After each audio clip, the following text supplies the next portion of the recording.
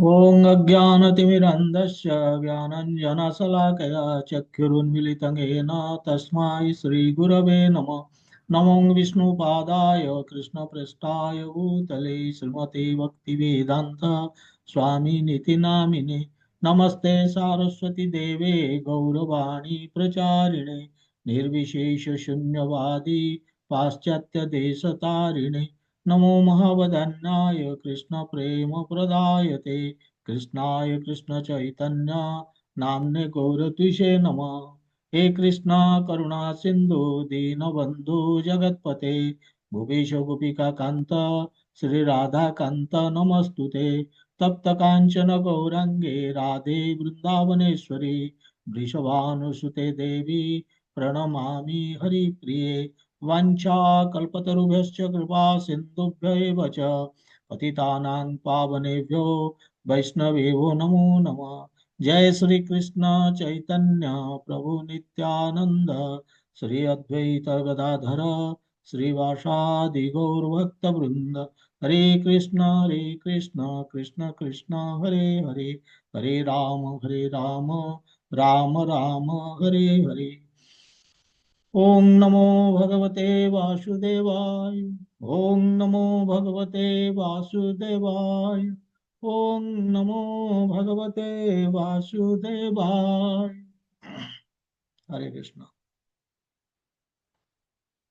आमे तृतीय अध्याय आरंभ करथिले। एक दुई नंबर दुईटी श्लोक आमे कंप्लीट करछे आज। तीन रु नवा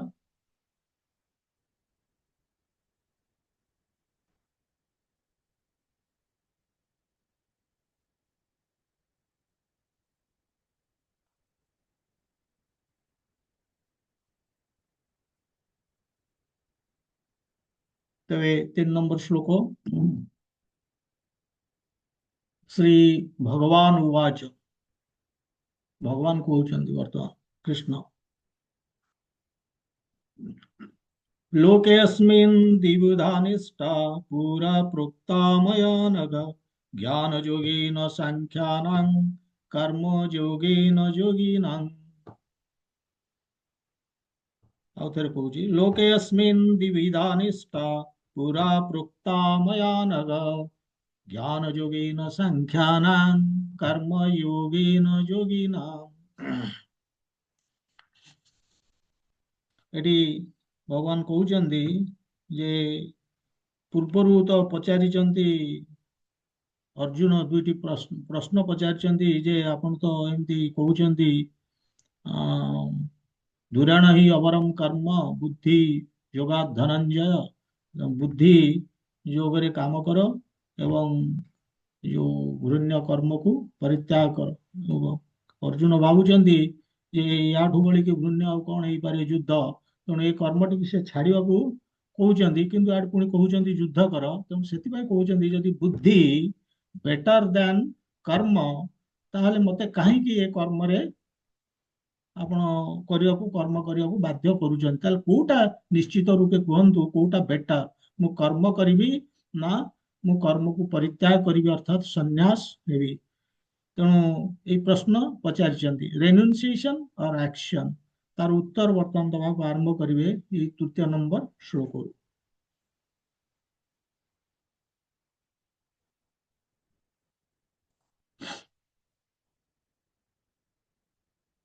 ଆମେ ଏକୁ ଆଲୋଚନା କରିବା। ତେବେ ଏଠି ଏଠି କଣ କହୁଛନ୍ତି ଏକ୍ଜାକ୍ଟଲି ଯେ लोकेस्मिन् द्विविधा निष्ठा पूरा प्रोक्ता मया नघ। कହୁଛନ୍ତି हे अनघ। अनघ अर्जुन को कहुଛନ୍ତି अनघ। लास्ट प्रथम लाइन रो लास्ट वर्ड मया अनघ बोली कहुଛନ୍ତି मो द्वारा अनघ। अनघ माने अर्जुन को कहुଛନ୍ତି अनघ माने जे पाप शून्य निष्पाप अर्थात जे पुण्यवान लोक। कहीं अर्जुन को से पुण्यवान बोली भाविଛନ୍ତି एवं भावुଛନ୍ତି ତ ସେ पुण्य बोली कि किंतु एटी अनघ कहीं से संबोधन करिଛନ୍ତି। କହିବାର ଉଦ୍ଦେଶ୍ୟ ହଉଛି ଯେ ଭଗବାନ ଯୋଉ କଥା ବର୍ତ୍ତମାନ କହିବାକୁ ଯାଉଛନ୍ତି ସେ ଟିକେ ଉଚ୍ଚ ସ୍ତରର କଥା କହିବେ। ଯୋଉ ଦିବ୍ୟ କଥା କହିବେ ଉଚ୍ଚ ସ୍ତରର କଥା କହିବେ ଯୋଉଟା କି କେବଳ जड़े निष्पाप लोक बा जे पुण्यवान लोक से ही बुझी पारिबो आउ केही ताकू बुझी पारिबेन सेति से कहउचंदी एठी हे अनग मया प्रोक्ता पुरा मु आगु मया माने मो द्वारा कुआ जाइछि प्रोक्ता पुरा पूर्वरे तेणु से कहउचंदी मु ऑलरेडी कहि सारछि हे अनग कोन कहि सारछि कोठी कहि सारछंती द्वितीय अध्याय रे एक्चुअली से सेटा को रेफर करछंती द्वितीय अध्याय रे से कहि सारछंती जो प्रश्न पचारिछंती या सन्यास ना कर्म तेणु कहउचन तार उत्तर मु ऑलरेडी देई सारछि द्वितीय अध्याय रे तथापि से कहउचंती मु ऑलरेडी कहि सारछि लोकेस्मिन द्विविधा निष्ठा कहउचंती ये दुनिया ए जो पृथ्वी रे लोक लोके माने लोक होची पृथ्वी और पृथ्वी रे अस्मिन माने अछंती द्विविधा निष्ठा दुई प्रकार रो लोक अछंती से कहउचंती एवं ये दुई प्रकार रो लोक माने तांकर दुईटी विश्वास ऊपर आधार करिकी दुई प्रकार रो लोक ए दुनिया रे अछंती तेणु से दुईटी किए ज्ञाने जोगेन सांख्यानां कर्म जोगेन योगिना ए दुई प्रकार रो लोक अछंती ता माने एठी कहउचंती ज्ञानी बा सांख्य योगी कर्मी कर्मयोगी बा भक्त योगी भक्ति योगी एइपरि दी प्रकार लोक कहउचंती कर्मयोगी एवं ज्ञान योगी दुई प्रकार ज्ञान योगी को मध्य हमें सांख्य योगी कहि परिबा कर्म योगी को मध्य हमें भक्ति योग संगे समान करिकी भी कहि परिबा तबे मु ताको एक्सप्लेन करिवि तबे एठी देखंतु जोड़े जिंस एठी इंपोर्टेंट होची प्रथम कथा योग योगर शब्दर अर्थ कौन योग शब्दर होची भगवान सहित संपर्क स्थापन करिबा भगवान सहित युक्त हवा ये होची योग तेणु जेतेबेले मु भगवान सहित संपर्क स्थापन करूची भगवान संगे जोड़ी होची मोर कर्म माध्यम रे बा निर्धारित कर्म प्रेस्क्राइब ड्यूटीज मो गुण अनुसार जोटा भगवान कहउचंती प्रेस्क्राइब ड्यूटीज मो कर्म अनुसार मुझे जेतेबेले भगवान सहित जोड़ी होची मो कर्म को भगवान सहित जोड़ुची सेतेबेले मु होची कर्मयोगी बा ताकू कर्म योग कहा जाए किंतु जेतेबेले मु भगवान संगे जोड़ी होची ज्ञान माध्यम रे ताहले मु ज्ञान योगी जदि मु ध्यान माध्यम रे भगवान सहित युक्त होची जोड़ी होची संपर्क स्थापन करूची ताहले मु हेली अष्टांग योगी आ जदि मु भगवान सहित संपर्क स्थापन करूची काहा ऊपर बेस करिकी ना श्रवण कीर्तन स्मरण वंदन पाद सेवन अर्चनम एम सब विभिन्न 9 प्रकार जो रही आमर माने भक्ति रो स्टेज मान भक्ति रो माध्यम ता ऊपर जदि बेस करिकी मु भगवान सहित संपर्क स्थापन करूची मु हरिनाम जप करूची भगवान सहित संपर्क स्थापन करूची मु गीता भागवत पढुची सुनुची मु भगवान सहित संपर्क स्थापन करूची तेणु एई भली मु भगवानकर सेवा करूची भगवानकर वंदन करूची अर्चन करूची तांकर माने मु तांको समर्पण भी हेची समर्पित हेकी मु तांक सहित संपर्क जोडुची एई भली विभिन्न प्रकार रे ताकू कहती 9 प्रकार भक्ति तेणु यही 9 प्रकार भक्ति रे जदि मु जोड़ी होची ताले मु भक्त योगी तबे गीता रे हमें देखुचे 4 प्रकार योग मेनली भगवान कृष्ण कहउचंती कर्म योगी जेतेबेले कर्म योग रे मु भगवान संग कर्म करिकी भगवान संगे युक्त होची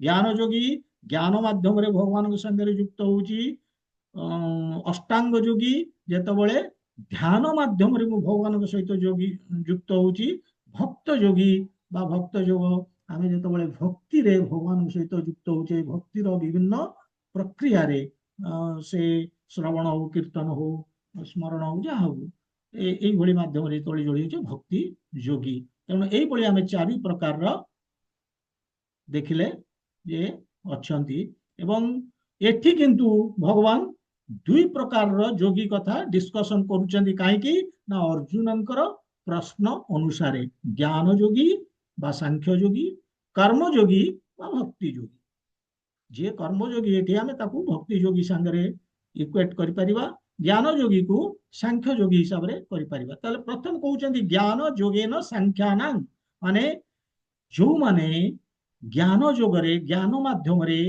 ବା ସାଂଖ୍ୟ ମାଧ୍ୟମ, ସାଂଖ୍ୟ କଣ ଆନାଲିସ୍, ମାନେ ଯୋଉ ଆମର ଆତ୍ମା ଆଉ ଶରୀର, ଏଇ ଯୋଉ ଆତ୍ମା ଶରୀରର ବିଶ୍ଳେଷଣ କରି କରି କରି କରି ଯେତେବେଳେ ହୃଦବୋଧ ହୁଏ, ଜ୍ଞାନ ଆସେ ଯେ ଆମେ ହଉଛେ ଆତ୍ମା ଏବଂ ଆମର ଭଗବାନଙ୍କ ସହିତ ସମ୍ପର୍କ ଅଛି, ଏଇ ଯୋଉ ୟାକୁ ସାଂଖ୍ୟ କହନ୍ତି। ଯୋଉ ଆନାଲିସିସ୍ କରନ୍ତି ଆତ୍ମା ଶରୀରର କରି କରିକି ତା ଭିତରେ ଫରକ କଣ ଏବଂ ଆତ୍ମାର ଭଗବାନଙ୍କ ସହିତ ପରମାତ୍ମାଙ୍କ ସହିତ ସମ୍ପର୍କ କଣ, ଏଇ ସବୁ କରିକି ଯେତେବେଳେ ଆମର ଜ୍ଞାନ ହୁଏ ଏବଂ ସେଇ ମାଧ୍ୟମରେ ଯେତେବେଳେ ଭଗବାନଙ୍କ ସହିତ ଆମେ ଯୁକ୍ତ ହଉଛେ, ଆମେ ତାକୁ କହିବା ଯେ ଆମେ ଜ୍ଞାନ ଯୋଗୀ ବା ସାଂଖ୍ୟ ଯୋଗୀ।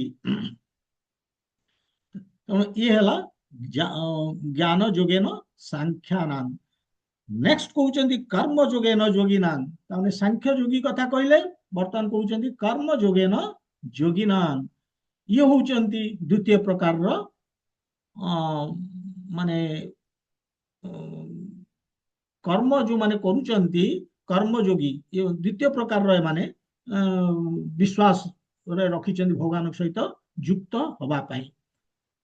ଏଇ ଯୋଉ କର୍ମଯୋଗୀ ବା ବୁଦ୍ଧିଯୋଗୀ, ଏ ଦିଟାକ ଇକ୍ୱିଭାଲେଣ୍ଟ, ମାନେ ଏକା ବୋଲିକି ଧରନ୍ତୁ। ଏଠି ବର୍ତ୍ତମାନ ମୁଁ ବୁଝେଇବି କଣ ତାଙ୍କର ଡିଫରେନ୍ସ ଅଛି। ତେବେ କର୍ମଯୋଗୀ ବା ଭକ୍ତି ଯୋଗୀ ଯୋଉଟା କହୁଛନ୍ତି କର୍ମ ଯୋଗେନ ଯୋଗୀନାଂ, এই ବିଷୟ ହେଉଛି ସେକେଣ୍ଡ କ୍ୟାଟେଗୋରୀ। ତେଣୁ ଯେତେବେଳେ ଆମର କର୍ମ ଗୋଟେ ଶବ୍ଦ ଆସୁଛି, ତାକୁ ବୁଝିବାକୁ ପଡିବ ଯେ ଇଏ ପ୍ରେସ୍କ୍ରାଇବ୍ଡ ଆକ୍ଟିଭିଟିଜ, ଯୋଉଟା ଆମର ଶାସ୍ତ୍ର ଅନୁମୋଦିତ କର୍ମ, ଆମ ଗୁଣ ଅନୁସାରେ, ଗୁଣ କର୍ମ ବିଭାଗ ସହ ଯୋଉଟା ଭଗବାନ କହିଛନ୍ତି, ଅର୍ଥାତ ଆମର ଆମେ ରଜଗୁଣ କି ସତ୍ୱଗୁଣ କି ତମ ଗୁଣ କାହାର ଅଧିକାରୀ, ସେଇ ଅନୁସାରେ ଯୋଉ ପ୍ରକାରର ଆମର ଆସୁଛି କର୍ତ୍ତବ୍ୟ, ସେକୁ ପ୍ରେସ୍କ୍ରାଇବ୍ ଡ୍ୟୁଟି କୁହାଯାଏ, ନିର୍ଦ୍ଧାରିତ କର୍ମ। ଯଦି ମୁଁ ରଜଗୁଣ, ତାହେଲେ ମୁଁ କ୍ଷତ୍ରିୟ ହେବି, ଯୁଦ୍ଧ କରିବି, ଶାସକ ହେବି। ମୁଁ ଯଦି ସତ୍ୱ ଗୁଣରେ, ତାହେଲେ ମୁଁ ବ୍ରାହ୍ମଣ ହେବି, ବ୍ରାହ୍ମଣର କର୍ମ କରିବି। ମୁଁ ଯଦି ରଜ ଆଉ ତମ ଦିଟାକ ମିଶିକି ମୋ ପାଖରେ ଅଛି, ତାହେଲେ ମୁଁ ବ୍ୟବସାୟ କରିବି, ବାଣିଜ୍ୟ କରିବି, ଯାହା କରିବି ଏଇସବୁ। ଆଉ ବାକି ମୁଁ ଯଦି ଟୋଟାଲ ତମ ଗୁଣରେ, ତାହେଲେ ଆଉ ଯେତେ ଦୁନିଆର କାଟଗୋରୀ ରହିଲା, ଯୋଉମାନେ ଶ୍ରମ ଦାନ କରନ୍ତି, ଏ ସବୁ ସେଇ କାଟଗୋରୀରେ ଆସିଯିବେ। ତେବେ କର୍ମର ଅର୍ଥ ହଉଛି ଆମର ବିଭିନ୍ନ ପ୍ରକାରର। ପ୍ରଥମେ ପ୍ରେସ୍କ୍ରାଇବ୍ ଡ୍ୟୁଟି, ଯାହା ମୁଁ ବର୍ଣ୍ଣନା କଲି, ସେ ହେଇପାରେ, ମାନେ ନିର୍ଦ୍ଧାରିତ ଶାସ୍ତ୍ର ଅନୁମୋଦିତ କର୍ମ। ଏ କର୍ମ ବି ହେଇପାରେ ଏନି ଆକ୍ଟିଭିଟି, ଯେକୌଣସି ଆମେ କର୍ମ କରୁଛେ। ମୁଁ ସ୍କୁଲକୁ ଯାଉଛି, ମୁଁ ଯାଇକି କିଆରରେ ହାଣୁଛି, ମୁଁ କୁକିଂ କରୁଛି, ମୁଁ ଏନି କର୍ମ, ମୁଁ ଗାଧଉଛି, ଯାହା ବି ମୁଁ କରୁଛି, ଏନି ଆକ୍ଟିଭିଟି, ସେ ବି କର୍ମ। ଆଉ ଗୋଟେ ହଉଛି କର୍ମର ଅର୍ଥ ଆମର ପ୍ରତିକ୍ରିୟା, କର୍ମ କରୁଛେ ତାର ଗୋଟେ ପ୍ରତିକ୍ରିୟା ଆସୁଛି, ରିଆକ୍ସନ ଟୁ କର୍ମ, ସେଟା ବି ଆମେ ତାକୁ ବି କର୍ମ କହୁଛେ। କାହିଁକି ନା ଆମେ ଧର କୌଣସି କାରଣବଶତଃ ଆମେ ଧରନ୍ତୁ ଡିଜିଜରେ ପଡିଗଲା, ରୋଗ ହେଇଗଲା, ଆମେ କଣ କହୁଛେ, ଏ ମୋର କର୍ମ।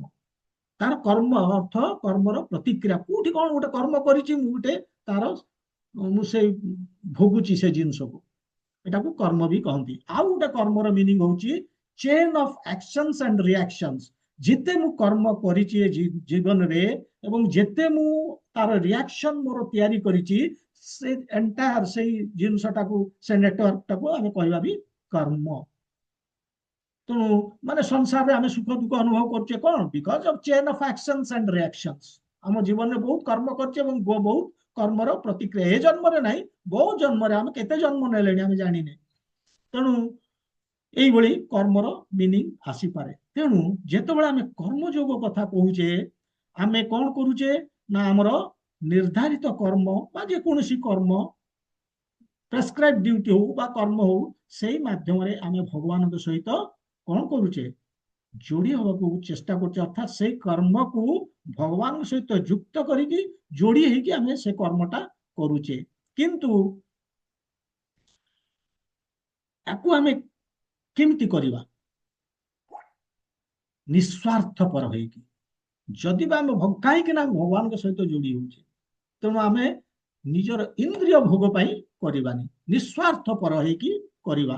ଯୋଉ କର୍ମଟି କରୁଛେ ତାକୁ ନିସ୍ୱାର୍ଥପର ହେଇକି କରିବା। ତାମାନେ ଆମ କର୍ମରେ ଅନାସକ୍ତ ଭାବ ରହିବା ଦରକାର, ଡିଟାଚମେଣ୍ଟ। से ताहले कर्मयोगी आमे हेई परिबा। खाली डिटाचमेंट नुहे, किछि ज्ञान भी थिबा दरकार। कौन पाई मु ए कर्मटा भगवान के सहित मु कौन पाई जोड़ी होची, ज्ञान भी थिबा दरकार। जदि मो पाखरे ज्ञान नाही, मु केमति भगवान को अर्पण करबी, ऑफर करबी मो कर्म को? मोर तो ज्ञान ही नाही। ତେଣୁ ମୋର ଜ୍ଞାନ ଥିବା ଦରକାର। ଯେ ଜ୍ଞାନ ଥିବ ଏବଂ ମୋର ଅନାସକ୍ତ ମୁଁ ଅନାସକ୍ତ ହେଇକି କର୍ମଟିକୁ କରୁଛି, ତାହେଲେ ତାକୁ ଆମେ କହିବା କର୍ମ ଯୋଗ। ତେଣୁ କର୍ମ ଯୋଗ ବେସିକାଲି କଣ ମିନିଂ ଆସିଲା? ବେସିକାଲି ମିନିଂ ଆସିଲା ୱାର୍କିଂ ଫର ଦ ସୁପ୍ରିମ। ଆମେ ଭଗବାନଙ୍କ ପାଇଁ କାମ କରୁଛେ, ଯେକୌଣସି କର୍ମ କରୁଛେ ଭଗବାନଙ୍କ ପାଇଁ କରୁଛେ, ଫର ହିଜ ସାଟିସ୍ଫାକ୍ସନ, ତାଙ୍କ ସନ୍ତୁଷ୍ଟି ପାଇଁ।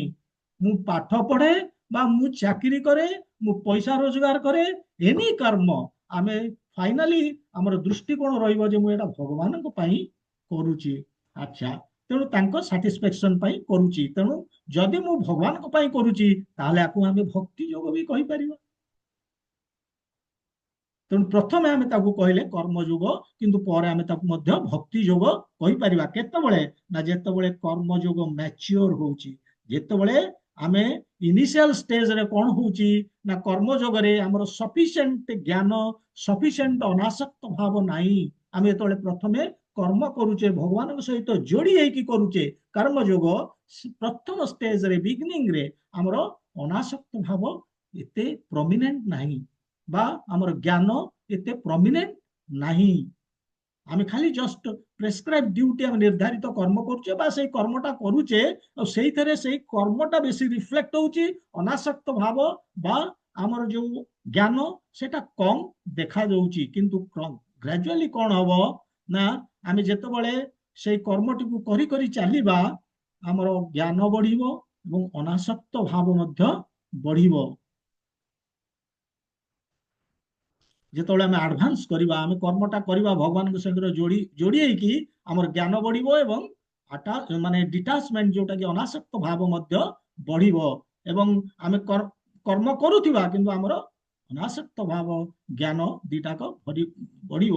ଏବଂ ସେଇଭଳି କର୍ମଯୋଗ ଯେତେବେଳେ ମ୍ୟାଚୁଅର କରିବ, ସେଟା ସେ ଷ୍ଟେଜ ଆସିଯିବ ଭକ୍ତି ଯୋଗ। ସେଥିପାଇଁ ପ୍ରଭୁପାଦ ପର୍ପଟରେ ଲେଖୁଛନ୍ତି ଯେ କର୍ମଯୋଗ ଇକ୍ୱିଭାଲେଣ୍ଟ ଟୁ ଭକ୍ତି ଯୋଗ, ଭକ୍ତି ଯୋଗ ଇନ୍ କୃଷ୍ଣା କନସିୟସନେସ୍। ସେଥିପାଇଁ ସେ କହୁଛନ୍ତି। ତେଣୁ ହାଇଏଷ୍ଟ ଷ୍ଟେଜ କର୍ମଯୋଗର ଯୋଗଟା ହଉଛି ଭକ୍ତି ଯୋଗ। ତେଣୁ କର୍ମଯୋଗ ବେସିକାଲି ହଉଛି ଆମର କର୍ମ କରିବା ଭଗବାନଙ୍କ ସହିତ ଯୋଡି ହେଇକି। କିନ୍ତୁ ଯେତେବେଳେ ଆମେ ବିଗିନ କରୁଛେ ଭଗବାନଙ୍କ ସହିତ ଯୋଡି ହେଇକି, ସଫିସିଏଣ୍ଟ ନଲେଜ, ସଫିସିଏଣ୍ଟ ଡିଟାଚମେଣ୍ଟ, ଅନାସକ୍ତ ଭାବ ଆମର ନାହିଁ। ଏଇଟା ହଉଛି ଫାର୍ଷ୍ଟ ଜିନିଷ ଆମକୁ ମନେ ରଖିବାକୁ ହବ। ସେଥିପାଇଁ କର୍ମଯୋଗ କୋଉଠି କୋଉଠି, ଯେହେତୁ ଆମେ ସୁପ୍ରିମଙ୍କ ପାଇଁ କାମ କରୁଛେ ଅଲ୍ଟିମେଟଲି, ତେଣୁ କର୍ମଯୋଗ ହଉଛି ଭକ୍ତି ଯୋଗ। ଏବଂ ସେଇଟା କର୍ମଯୋଗ ଯେତେବେଳେ ମ୍ୟାଚୁଅର କରୁଛି, ସେ ଷ୍ଟେଜଟା ଭକ୍ତି ଯୋଗ। ତେଣୁ କର୍ମଯୋଗ ବିଗିନିଂ ଷ୍ଟେଜଟାକୁ ଆମେ କହୁଛେ କର୍ମଯୋଗ, ଯେତେବେଳେ ମ୍ୟାଚୁଅର କରି ଯାଉଛି ତାକୁ ଆମେ କହୁଛେ ଭକ୍ତି ଯୋଗ।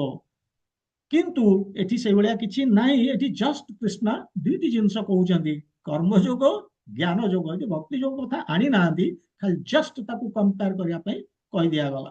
ତେଣୁ ଜ୍ଞାନ ଯୋଗର ଅର୍ଥ ହେଲା ସେମାନଙ୍କର ଯିଏ ଜ୍ଞାନ ଯୋଗୀ, ତାଙ୍କର ଫୁଲ ନଲେଜ ଆସିଗଲାଣି, ତାଙ୍କର ଜ୍ଞାନ ଆସିଗଲାଣି ଏବଂ ଅନାସକ୍ତ ଭାବ ମଧ୍ୟ କମ୍ପ୍ଲିଟ ଆସିଗଲାଣି। ଏବଂ ଏଇ ଜ୍ଞାନ ଓ ଅନାସକ୍ତ ଭାବ ସହିତ ସେମାନେ ଭଗବାନଙ୍କ ସହିତ ଯୋଡି ହଉଛନ୍ତି। କିନ୍ତୁ କର୍ମଯୋଗୀ ଯୋଉମାନେ, ସେମାନେ ବିଗନର, ପ୍ରାକ୍ଟିସନର, ସେମାନେ ପ୍ରାକ୍ଟିସ କରିବା ଆରମ୍ଭ କରିଛନ୍ତି, ବିଗିନିଂ ଷ୍ଟେଜରେ ଅଛନ୍ତି, ସଫିସିଏଣ୍ଟ ନଲେଜ, ଡିଟାଚମେଣ୍ଟ ନାହିଁ। ସେମାନେ ଭଗବାନଙ୍କ ସହିତ କନେକ୍ଟ କରିବାକୁ ଚାହୁଁଛନ୍ତି କେବଳ, ଏବଂ ପ୍ରୟାସ କରୁଛନ୍ତି ଅନାସକ୍ତ ହବା ପାଇଁ, ପ୍ରୟାସ କରୁଛନ୍ତି ଜ୍ଞାନ ବଢେଇବା ପାଇଁ, କାହିଁକି ସେ ଭଗବାନଙ୍କ ସହିତ ଯୋଡି ହେବେ। କିନ୍ତୁ ଯେତେବେଳେ ଆମେ କହୁଛେ ଯେ କର୍ମଯୋଗ ଯୋଗ ଏଇଥିରେ ଆମେ ଜାଣିଲେ ଯେ ସୁପ୍ରିମଙ୍କ ସାଙ୍ଗରେ ଆମର ଯୋଡି ହବା ଆଉ କିଛି ନୁହେଁ। କର୍ମଯୋଗ ଅର୍ଥ ଯେକୌଣସି କର୍ମ କରୁଛେ ଭଗବାନଙ୍କ ସହିତ ଯୋଡି ହେଇକି କରିବା। ଏବଂ ଆର ଅର୍ଥ ହଉଛି ଯେତେବେଳେ ଯୋଗ କହିଦଉଛେ ଅର୍ଥ ନିଷ୍କାମ ଜିନିଷଟା ରହୁଛି, ନିଷ୍କାମ ଭାବନା ରହୁଛି, ନହେଲେ ଯୋଗ ହେଇପାରିବନି। ଭଗବାନଙ୍କ ସହିତ ମୁଁ କେମିତି ଯୋଡି? ମୁଁ ଯଦି ମୋର ସେନ୍ସ ଗ୍ରାଟିଫିକେସନ ପାଇଁ ମୁଁ କରୁଛି, ମୋ ଇନ୍ଦ୍ରିୟ ଭୋଗ ପାଇଁ ମୁଁ କରୁଛି, ମୁଁ ଭଗବାନଙ୍କ ସାଙ୍ଗରେ ଯୋଡି ହେଇପାରିବିନି। Anything related to sense gratification means I'm away from Krishna. ମୁଁ କୃଷ୍ଣଙ୍କଠୁ ଦୂରେଇ ଯାଉଛି, ମୁଁ କୃଷ୍ଣଙ୍କ ସାଙ୍ଗରେ ଯୁକ୍ତ ହେଇପାରିବିନି କେବେ ହେଲେ। ତେଣୁ ଏଇ ହଉଛି ଡିଫରେନ୍ସ। ସେଥିପାଇଁ ଆମକୁ ବୁଝିବାକୁ ହବ ଯେ କିନ୍ତୁ ଜଣେ ପ୍ରଶ୍ନ ପଚାରି ପାରେ ଯେ ଜ୍ଞାନ ଯୋଗ ଏବଂ କର୍ମ ଯୋଗ ଡିଫରେନ୍ସ କଣ? ଜଣେ ପଚାରି ପାରେ ଜ୍ଞାନ ଯୋଗ ଆଉ କର୍ମ ଯୋଗ ଡିଫରେନ୍ସ କଣ? ଜ୍ଞାନ ଯୋଗୀ ହେଲା ସେ ତାର ଜ୍ଞାନ ମାଧ୍ୟମରେ ଯୋଉ ଯୋଡି ହଉଛି, ଏବଂ ଏଇ କର୍ମ ଆକ୍ଚୁଆଲି ଡିଫରେନ୍ସ ବେଶୀ ନାହିଁ। ଡିଫରେନ୍ସ କଣ ନା ଗୋଟେ ବିଗନର ଆଉ ଯିଏ କର୍ମଯୋଗୀ, ଯିଏ ବିଗିନ କରୁଛି ଏବଂ ଯିଏ ଜ୍ଞାନ ଯୋଗୀ, ତା ଭିତରେ ଡିଫରେନ୍ସ ଅଛି। କାହିଁକି ନା ଇନିସିଆଲ ଷ୍ଟେଜରେ ନାହିଁ କର୍ମଯୋଗୀର ନାହିଁ ସଫିସିଏଣ୍ଟ ଜ୍ଞାନ, ସଫିସିଏଣ୍ଟ ଅନାସକ୍ତ ଭାବ। କିନ୍ତୁ ଜ୍ଞାନ ଯୋଗୀ କହିଦେଲା ମାନେ ତାର ସଫିସିଏଣ୍ଟ ନଲେଜ, ସଫିସିଏଣ୍ଟ ଜ୍ଞାନ ଆସିଗଲାଣି। ତା ମାନେ ଯୋଗ ଲ୍ୟାଡରରେ ଆମେ ଦେଖୁଛେ ଯେ ପ୍ରଥମେ ଆରମ୍ଭ ହଉଛି କର୍ମକାଣ୍ଡ, ସକାମ କର୍ମ ଯାହାକୁ ଆମେ କହୁଛେ। ନେକ୍ସଟ କର୍ମ ଯୋଗ, ତାପରେ ଆମେ କଣ କଲେ ନା ସକାମ କର୍ମ ନ କରିକି, ସକାମ ଅର୍ଥ କଣ? କର୍ମ ଫଳରେ ଆଶା କରିକି ନ କରିକି ନେକ୍ସଟ ଷ୍ଟେଜଟା ଆମେ କରୁଛେ କଣ ନା କର୍ମ ଭଗବାନଙ୍କ ସହିତ ଯୁକ୍ତ ହେଇକି, ଲିଙ୍କିଂ ୱିଥ ଦ ସୁପ୍ରିମ। ତେଣୁ ସେଇଟା ହେଲା କର୍ମଯୋଗ ନେକ୍ସଟ ଷ୍ଟେପ। ଯେତେବେଳେ କର୍ମଯୋଗରେ ଆମେ ବଢୁଛେ, ଏଇଭଳି କରି କରି କରି କରି କର୍ମଯୋଗ ଭଗବାନଙ୍କ ସହିତ ଯୁକ୍ତ ହେଇକି ଆମର ଅନାସକ୍ତ ଭାବ ବଢି ଚାଲୁଛି ଏବଂ ଆମର ଜ୍ଞାନ ବଢି ଚାଲୁଛି। ଏବଂ ନେକ୍ସଟ ଷ୍ଟେଜଟା ଯେତେବେଳେ ଆମର ଜ୍ଞାନ ଉଦୟ ହେଇଗଲା, when ଜ୍ଞାନ ଇଜ ରିଭିଲ୍ଡ, ଆମେ ଯେତେବେଳେ ଜ୍ଞାନ ଯୋଗୀ ହେଲେ। ତା ମାନେ କଣ ହେଲା? ଡିଫରେନ୍ସ ନାହିଁ। ୱାନ୍ ଲ୍ୟାଡରରେ ସେମାନେ ଗୋଟିଏ ଲ୍ୟାଡରରେ ଅଛନ୍ତି, କିନ୍ତୁ ଦୁଇଟି ଡିଫରେଣ୍ଟ ଷ୍ଟେପ। ପ୍ରଥମେ ଜ୍ଞାନ ଯୋଗୀ ବଢି ବଢିକି ଉପରକୁ ଜ୍ଞାନ ହେଲେ କର୍ମଯୋଗୀ ସେ ଜ୍ଞାନ ଯୋଗରେ ପହଞ୍ଚୁଛି। ତେଣୁ ଯେତେବେଳେ କର୍ମଯୋଗ ମ୍ୟାଚ୍ୟୁର କରୁଛି, ସେତେବେଳେ ବା କର୍ମଯୋଗ ଯେତେବେଳେ ସଫିସିଏଣ୍ଟ ନଲେଜ ଆସିଗଲା, ସେ ଗୋଟେ ଷ୍ଟେଜରେ ଜ୍ଞାନ ଯୋଗୀ ସାଙ୍ଗରେ ସମାନ ହେଇଗଲା। ଏତିକି ହଉଛି ଡିଫରେନ୍ସ। ତେଣୁ ପ୍ରପାତ କହୁଛନ୍ତି ଯେ କର୍ମଯୋଗ ଆଉ ଭକ୍ତି ଯୋଗ ଏ ଦିଟା ଯାକ ବେସିକାଲି ଡିଫରେନ୍ସ ବେଶୀ ବି ନାହିଁ। ଭକ୍ତି ଯୋଗ ଯୋଉଟା କହୁଛନ୍ତି ଡିଫରେନ୍ସ ନାହିଁ। କାହିଁକି ନା କର୍ମଯୋଗ ଯେତେବେଳେ ପୁରା ମ୍ୟାଚ୍ୟୁର କରୁଛି, ସାଂଖ୍ୟ ଆମେ ଯୋଉଟା ଜ୍ଞାନ ଯୋଗ କହୁଛେ ସେଠି ଜ୍ଞାନ ବଢିଲା, କିନ୍ତୁ ଡିଫରେନ୍ସ କଣ ନା ଜ୍ଞାନ ଯୋଗୀର ଗ୍ୟାରେଣ୍ଟି ନାହିଁ। ମୁଁ କହିବି ଆଗକୁ ଯାଇ ଗ୍ୟାରେଣ୍ଟି ନାହିଁ ସେ ଭଗବାନଙ୍କ ସହିତ ରିଅଲି ଯୋଡି ହେଇପାରିବ ନ ହେଇପାରିବ।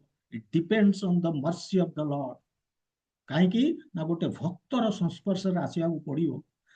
ଭକ୍ତି ଯୋଗ କହିଦେଲା ମାନେ ଅଲରେଡି ସେ ଭକ୍ତି କରୁଛି, ମାନେ ସେ ଭକ୍ତର ସଂସ୍ପର୍ଶରେ ଆସିଗଲାଣି। ଭକ୍ତମାନ ଗୋଟେ ଭକ୍ତର କଣ୍ଟାକ୍ଟରେ ନ ଆସିଲେ ଭକ୍ତି ଯୋଗଟା ମ୍ୟାଚ୍ୟୁର, ଆମର କର୍ମଯୋଗ ମ୍ୟାଚ୍ୟୁର କରିବନି। ଏଇଟା ହଉଛି ଡିଫରେନ୍ସ। ତେଣୁ ଏଠି ପ୍ରପାତ କଣ କରୁଛନ୍ତି ନା କର୍ମଯୋଗକୁ ଭକ୍ତି ଯୋଗ କହିକି ବର୍ତ୍ତମାନ ନଥିଂ, ନୋ ଡିଫରେନ୍ସ, କାରଣ ଅଲ୍ଟିମେଟଲି ମ୍ୟାଚ୍ୟୁର କରିବ ଭକ୍ତି ଯୋଗରେ। ସେ ଡିଫରେନ୍ସ ଦେଖଉଛନ୍ତି ବର୍ତ୍ତମାନ ଭକ୍ତି ଯୋଗ ଆଣ୍ଡ ସାଂଖ୍ୟ ଯୋଗ ତାଙ୍କ ପର୍ପଟରେ। That is very nice. ସେ କେମିତି ବହୁତ ସୁନ୍ଦର ଭାବରେ ଡିଫରେନ୍ସ ଦେଖଉଛନ୍ତି କର୍ମଯୋଗ ଏବଂ ଭକ୍ତି ଯୋଗ। ସେ କହୁଛନ୍ତି ସରି ଭକ୍ତି ଯୋଗ ଆଣ୍ଡ ସାଂଖ୍ୟ ବା ଜ୍ଞାନ ଯୋଗ। ତେଣୁ ସେ କହୁଛନ୍ତି ଜ୍ଞାନ ଯୋଗ ଅର ସାଂଖ୍ୟ ଯୋଗ ଇଏ ହଉଛି 11 ରୁ 30 ନମ୍ବର, ଯୋଉଟା ଆମେ ଦ୍ୱିତୀୟ ଅଧ୍ୟାୟରେ ଆମେ ପଢିଥିଲେ। ସାଂଖ୍ୟ ଯୋଗ କଣ କହୁଛି ଯେ ଶରୀର ଏବଂ ଆତ୍ମାର ଫରକ ଜାଣି ଏବଂ ସେଇ ବେସିସରେ ଯେତେବେଳେ ଆମେ ଜାଣୁଛେ ଶରୀର ଆତ୍ମା କଣ ଏବଂ ଭଗବାନଙ୍କ ସହିତ ସମ୍ପର୍କ କଣ ଆମେ ଜାଣୁଛେ, ତାପରେ ଆମେ କଣ କରୁଛେ ପରମାତ୍ମାଙ୍କୁ ଖୋଜିବା ଆରମ୍ଭ କରିଦଉଛେ। ପରମ ସତ୍ୟ, ୱି ଆର୍ ସର୍ଚିଂ ଆବସଲ୍ୟୁଟ ଟ୍ରୁଥ, ତାକୁ ଆମେ ଖୋଜୁଛେ। କେମିତି ଖୋଜୁଛେ? ସ୍ପେକୁଲେସନ।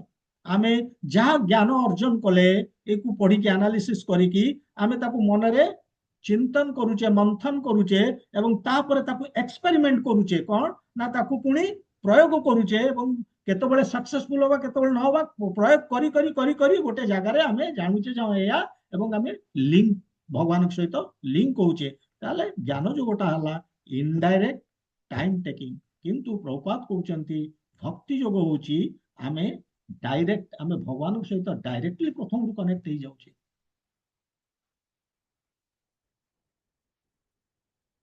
एटा होची first difference. Second difference Prabhupada कहउचंदी जे आमे कहा स्ट्रेंथ रे कहा प्रचेष्टा रे आमे डिपेंड करूचे जतबेले कर्मटे करूचे कहा कहा ऊपर डिपेंड करूचे।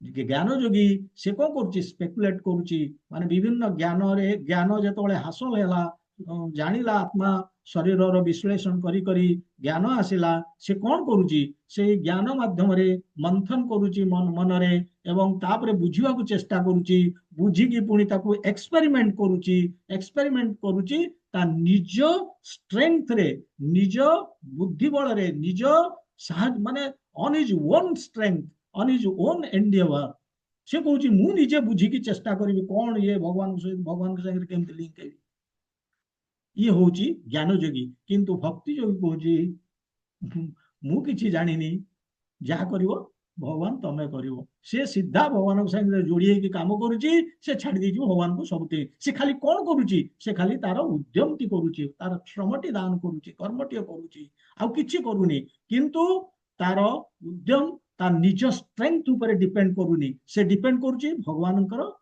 मर्सी ऊपर भगवान सहित जोड़ी हो जाइए से कहूँ जहाँ करेंगे भगवान करेंगे एंड दैट इज ट्रू कहीं ना से रिजल्ट देवे फाइनाली मो काम होला खाली कर्म करवा तेणु मु खाली कर्मटी करी मो जिते सुंदर भाव भल भाव कर्मटी की करी पूरा फुल एफर्ट देकी किंतु मोर निज स्ट्रेंथ रे मुझे पाऊनी ज्ञान योगी से निज स्ट्रेंथ पाऊ फल कौन हम ना निज स्ट्रेंथ रे हुए तो से अटेंड करि पारे परफेक्शन अटेंड न करि पारे ये है डिफरेंस सेकंड। तेणु ये हूँ जे का स्ट्रेंथ ऊपर डिपेंड करुच्ची। Third success rate success aspects ज्ञान योगी आ भक्ति योगी भितर डिफरेंस माने सक्सेस कोठी आमर शीघ्र आसीबो ज्ञान योगी रो कौन होची ना से कर्म जे कर्म योग करुच्ची तार प्यूरिफिकेशन हला पर से ज्ञान योग रे पहुंचुची तेणु प्यूरिफिकेशन हवा दरकार ताल जाइकी से परफेक्शन हासिल करिवो किंतु भक्ति योग स्टार्ट रु ही तार आरंभ हो जाउची रिजल्ट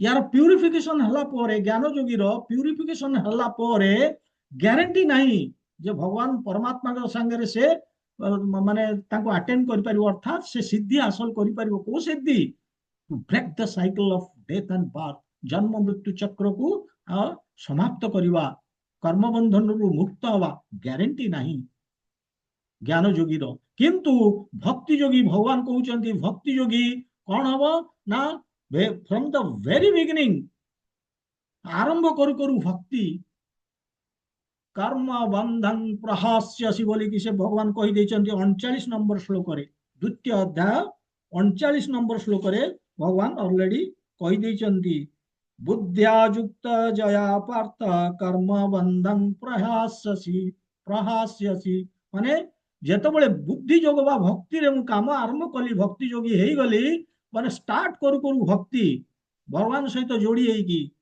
मोर कर्म बंधन मुक्त हो जोटा कि आमको कर्म कर्म करके जो बंधन आसुचे we bind to the material existence आम जो भौतिक परिस्थिति को आम बांधी रोचे अर्थात आम बारंबार जन्म होचे आम मृत्यु होची ता भितर जरा व्याधि ता भितर तीन प्रकार क्लेश आध्यात्मिक आदि भौतिक आदि दैविक ये सब क्लेश भी रोचे आम सफर करुचे सुख दुख मान अपमान विभिन्न प्रकार द्वंद्व आम जीवन रोचे एवरीथिंग टेम्पोरारी कौन सी जिनस आम जीवन रे सुख भी टेम्पोरारी फल आम परमानेंट पीस परमानेंट हैप्पीनेस आम पाऊनी से कहते प्रथम जिनस आम बुद्धि रे काम कला माने कर्म बंधन प्रहास्यसि ये हूँ फर्स्ट ग्यारंटी भगवान देले 39 नंबर श्लोक रे ये फर्स्ट बेनिफिट प्रपात ताको एनालाइज करचंती से पर्पोर्ट रे एवं सेकंड बेनिफिट होउची कोन ना भक्ति रे गला माने आमे स्टार्ट कर देले खाली मु हरे कृष्ण महामंत्र जप आरंभ कर देली माने मु भगवान सहित जोड़ी हवा आरंभ कर देली भक्ति आरंभ हो गला फलर कोन हला ନା जो भगवान कहते द्वितीय अध्याय 40 नंबर श्लोक एगेन लिंक करंतु स्वल्पंगप्यस्य धर्मस्य त्रायते महतो भयात् ଏତିକି ଟିକିଏ ଅଳ୍ପ ଟିକିଏ ଯଦି ମୁଁ ଭକ୍ତି କରିଛି ତାହେଲେ ଜୀବନର ବଡ ବିପଦରୁ ମୁଁ ମୁକ୍ତ ହେଇଯିବି what is that great danger that danger is falling down in the cycle of ଆମର ଯୋଉ ମାନେ ଯୋଉଟା କଣ ଆମର କହୁଛେ ମାନେ ମଣିଷ ଜନ୍ମଟେ ଧରନ୍ତୁ ମଣିଷ ମୁଁ ମଣିଷ ଜନ୍ମ ପାଇବି କି ନ ପାଇବି ତାର ଗ୍ୟାରେଣ୍ଟି ନାହିଁ ମୁଁ ଖସି ଯାଇପାରେ ସେ ସାଇକେଲଟାରେ ସେ ଯୋଉ ବାର୍ଥ ଡେଥ୍ ସାଇକେଲରେ ମୁଁ ତଳକୁ ଖସିଯିବି ପଶୁ ଜନ୍ମ ପାଇପାରେ ମୋ କର୍ମ ଅନୁସାରେ ପକ୍ଷୀ ଜନ୍ମ ପାଇପାରେ କିନ୍ତୁ ଭଗବାନ କହୁଛନ୍ତି I will save you from that danger 40 number ଶ୍ଲୋକ ଦ୍ୱିତୀୟ ଅଧ୍ୟାୟରେ ସେ କହୁଛନ୍ତି ଯେ at least because you have proceeded on the path of bhakti you will get a human form କାହିଁକି ନା to advance further in bhakti ए जन्म मु करिपारलिनी किंतु नेक्स्ट जन्म मु एडवांस करिकी मु पूरा परफेक्शन माने I will break the cycle and cycle of birth and death and go back to Godhead मु सेटा करि परिबी मु भगवान पाखु चली जाई परिबी मु ए जन्म रे करि पारलिनी किंतु मु भक्ति करिछि मु पाई जिबी मनीष शरीर सो सेकंड बेनिफिट डायरेक्ट तान कहउचंती सक्सेस रेट कोठी ज्ञान जोगी डाउटफुल से लिंक हब कि नहीं भगवान संगे सिद्धि हासिल कर पारिबो कि न करिबो किंतु भक्ति स्टार्ट कर दीटा कर्म बंधन प्रहास्यसि सेकंड स्वल्पंगप्यस्य धर्मस्य त्रायते महतो भयात् दीटा जिनस कहउचंती तेणु एथुर आमे जानिले जे ज्ञान जोगो क्युम्बरसम पूरा बंका टंका ग्यारंटी नहीं प्यूरिफिकेशन दरकार आमर हृदयर प्यूरिफिकेशन नहले आमे आगु को बढ़ी परिबानी किंतु बुद्धि जगह प्यूरिफिकेशन तो आरंभ हो जाउछि मूलरू एवं गोटे ज्ञान जोगरे पुणी गोटे माने भक्तर सहायक दरकार गोटे भक्त संस्पर्श आसवा दरकार तार कृपा दरकार किंतु बुद्धि भक्ति जोग बा बुद्धि जोग आम जहाँ कहे इटसेल्फ प्यूरिफाइंग आम करू करू आमर प्यूरिफिकेशन आरंभ हो जाउछि सिंपल डायरेक्ट एवं एथरे कोनोसी एफर्ट भी नहीं कष्ट करने को पड़ुनी आम हरे कृष्ण महामंत्र जप जपुचे जपिले कौन होउची आम जो कहूचे हरे कृष्ण कृष्ण कृष्ण हरे हरे हरे राम राम राम हरे हरे फल कौन है आमर यही जिनस कृष्ण प्रति आप अनुमान करेंगे आस्ते आस्ते फिल करेंगे कृष्ण प्रति आमर बढ़िया कौन तांकर से रसटा आम पाइबा कृष्ण रस आम पाइबा आरंभ करवा गोटे टेस्ट मिलिबा हमको that test is Krishna test से टेस्ट हमको मिलिबो आ जेतेबेले सेटा मिलिबो आमे कौन करवा ना आमे हरे कृष्ण महामंत्र जपटा को जो गोटे राउंड करछे ऑटोमेटिकली 2 राउंड करवा पुनी 3 राउंड पर 3 राउंड करवा बढ़ी चलिबो आ जेते बढ़ी चलिबो सेते प्यूरिफिकेशन हबो आम हृदयर purification of what purification of our अनर्थस इन माइंड और इन हार्ट जो आम हृदय भितर जोड़ा रही किसी ना भोग वासना आउ कि ना सेंस ग्रेटिफिकेटरी एक्टिविटीज सेगुड़िक सब सफा हे सेगुड़िक प्यूरिफाई हे ऑटोमेटिकली तेणु भगवान साहाय्य करुँच आम निज बल में केवल आम जपुचे से जप मध्यम से होउची तेणु भगवान कहते आम जिते प्राक्टिस करवा आम प्यूरिफिकेशन हम जिते महामंत्र जपिबा सेते आम कृष्ण टेस्ट पाइबा कृष्ण टेस्ट पाइला आम अधिका जप करवा अधिका जप कले आम प्यूरिफिकेशन हम ये चली ये गोटे प्रोसेस अल्टीमेटली आम भगवान कृपा पाइबा विल अटेन हिज मर्सी तेणु आम देखुचे एम समान लक्ष्य ज्ञान जोगी भक्ति जोगी एम समान कौन एम हूँ to realise self in relation with Krishna आम किए भगवान सहित कौन संपर्क एवं आम जानिले से अनुसार काम करवा आम जानुचे आम हूँ अंश एवं अंशर काम है to work for the whole पूरा होल पाई काम करवा भगवान पाई काम करवा किंतु दीटा एम समान ज्ञान जोगी मध्य सही प्रसंग सही प्रोसेस रे जाउची एवं भक्ति जोगी मध्य एम सेया किंतु तरीका अलग अलग है आम देखिले से डिफरेन्स कौन प्रभुपाद देखौचंती एवं प्रभुपाद आ गोटे बहुत बढ़िया जिनसटे कहउचंती बोथ are interdependent. Finally से कहउचंदी जे both are interdependent. देखो ज्ञान जोगी तू भक्ति जोगीटा को अधिकार रखी कि पुणी कहलेनी both are माने ज्ञान जोग आ भक्ति जोग दीटा को interdependent. तो कहउचंदी जे religion without philosophy is a sentiment or emotion that leads to fanaticism. First statement. Second statement, philosophy without religion is speculation, hence no transformation. बड़ जिनस कहीदे प्रोपा से पर्पट रे से कहउचंदी रिलीजन विदाउट फिलोसफी अर्थात आमे रिलीजन शब्द अर्थ होची भक्ति आउ किछि नो रिलीजन अर्थ हिंदू मुस्लिम ये नुहे I have already discussed while discussing हमर जो विभिन्न प्रकार इंट्रोडक्शन चैप्टर रे जतोले हम प्रथमे कहउतली सब जिंस कहिछि धर्म कोन तो धर्म होची कांस्टेंट कंपेनियन हमर दैट इज सेवा आउ किछि नुहे सेवा भक्ति आम जहाँ भी करुचे दुनिया रे से आमर देखा दरकार धर्म कौन ना जो constant companion which can not be separated from us जोटा कि आमे आमठू सेपरेट कर पान दैट इज सेवा आपण वर्तमान जोठी चाकरी करचंदी कहार उटे सेवा करचंदी ना से गवर्नमेंट रहू से गवर्नमेंट सर्वेंट बा प्राइवेट रहू जोठी भी हो I am working for my chief executive officer कि मैनेजिंग डायरेक्टर कि chairman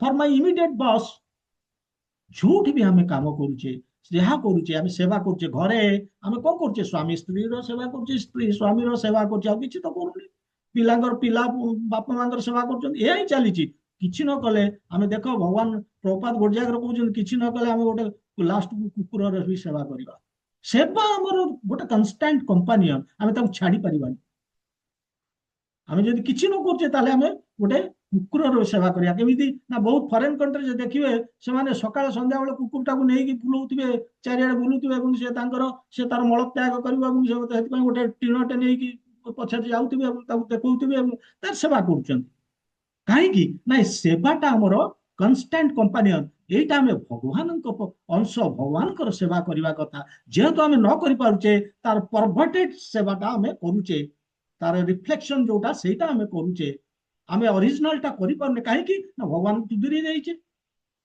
so this is the problem तो सेति पई एडी आमे माने से कहउछन इंटरडिपेंडेंट रिलीजन विदाउट फिलोसफी अर्थात आमे आमे भगवान कर जदी भक्ति करूने करूचे किंतु हमर ज्ञान नाही काहे कि करूचे फिलोसफी हमर जदी ज्ञान नाही काहे कि मु भक्ति करूची ता कोन हो एटा मोर इमोशन और सेंटिमेंट बेस दिन ठिकी कि रहिबन मोर भक्तिटा तो ज्ञान इज रिक्वायर्ड ज्ञान इज नीडेड एवं बेले बेले धर्मांध हो जीवो अर्थात मु मोर आर्गुमेंट हे जाय पर मु भी का कहबी नाही तू भक्ति कर ये कर किंतु मु तो सफिशिएंटली कन्विंस करि पारनी काहे कि भगवान का भक्ति करबी काहे कि Krishna is God why Krishna why to worship Krishna मु कहि पारनी ताल कोन हो बाडिया पिटा ही जीवा फैनाटिसिज्म सेटा कहती तेणु कृष्ण से प्रभुपाद कहते religion without philosophy is sentiment और इमोशन दैट लीड्स टू फैनाटिसिज्म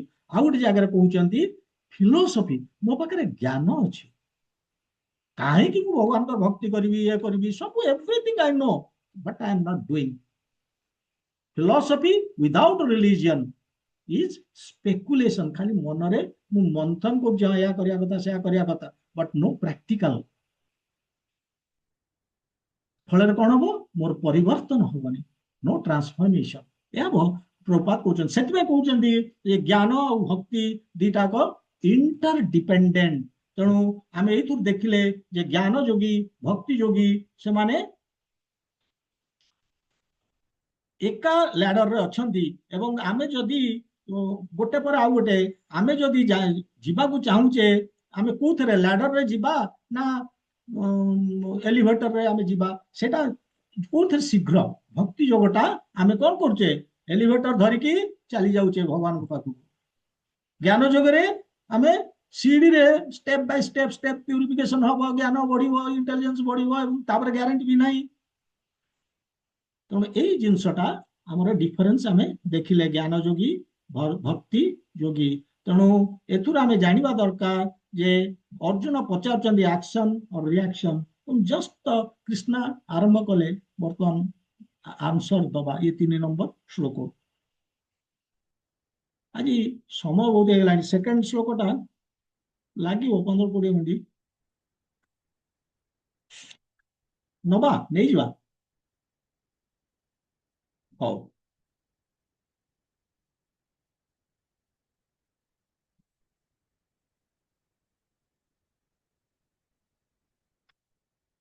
ଗୋଟେ ସେକେଣ୍ଡ, 3, 4,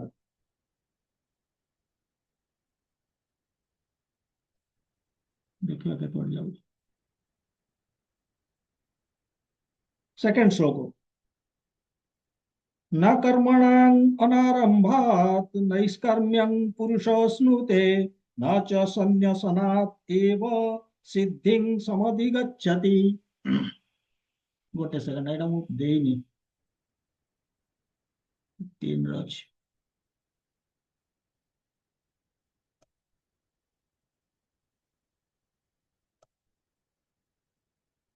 न कर्मणां अनारंभात् नैष्कर्म्यं पुरुषोऽश्नुते न च सन्न्यसनादेव सिद्धिं समधिगच्छति।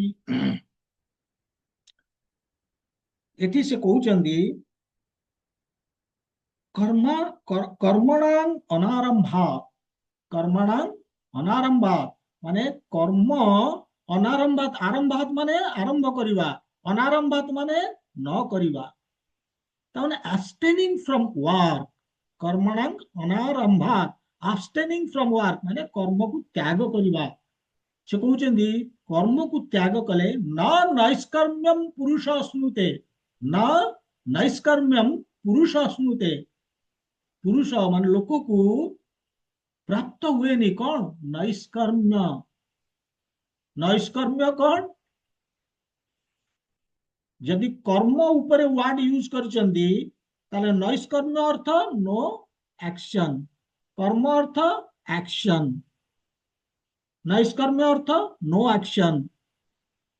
किंतु बुझिया को चेष्टा करंतु एटा नो एक्शन नुए, नैष्कर्म्यम माने से कहउचंदी फ्रीडम फ्रॉम एक्शन, जो कथा कहउचंदी एक्चुअली फ्रीडम फ्रॉम रिएक्शन। को इंटेंट रे कृष्णा ए वर्ड यूज करचंदी ताको हमकु बुझिया को हबो। कर्मम एटी कहउचंदी कर्मणां, और आरो वर्ड ता कहउचंदी नैष्कर्म्यम माने रिएक्शन, फ्रीडम फ्रॉम रिएक्शन नैष्कर्म्यम। तेणु फ्रीडम फ्रॉम रिएक्शन माने प्रतिक्रिया मुक्ति मिलेनी जदि कर्मणां अनारंभात, जदि आमे कर्म न करिवा भावना जे हमको मिली जिवो। बेले लोक भावती कर्म न कले, कर्म करुची बोली सिना रिएक्शन होची, कर्म न कले रिएक्शन नाही। तेणु फ्रीडम फ्रॉम रिएक्शन, प्रतिक्रिया मुक्त हो जिवा बोली की भावना कृष्ण कहउचंती प्रथम लाइन। एटा केमिति फ्रीडम फ्रॉम रिएक्शन, सपोजिंग आपण जप करूचंती, गोटे एग्जांपल, जपरे अपराध अछि, जपरे यदि अपराध अछि ताले कोन कले अपराध आसीबनी, उत्तर कौन, नेचुराली जप न कले, करुची बोली कि सिना आसुची अपराध, मु करिविनी, जप करिविनी, ता माने नो जप, ता माने नो जप मीन्स नो ऑफेंस, ता अर्थ नो रिएक्शन। एक्शन एवं no action, action no action means no reaction, यही भली हमको बुझवा को पड़िबो। तबे एनिवे एटी भगवान कहउचंती जे आमे जदि कर्म को परित्याग कर दबा, कर्मणां अनारंभात, जदि आमे अनारंभात माने आमे आरंभ ही करिवानी, बिगिन करिवानी, अर्थात आमे अवॉइड कर दबा कर्म को, न नैष्कर्म्यम पुरुष स्नुते, ताकू कर्म र प्रतिक्रिया रु मुक्त मिलेनी, मुक्ति पाएनी से।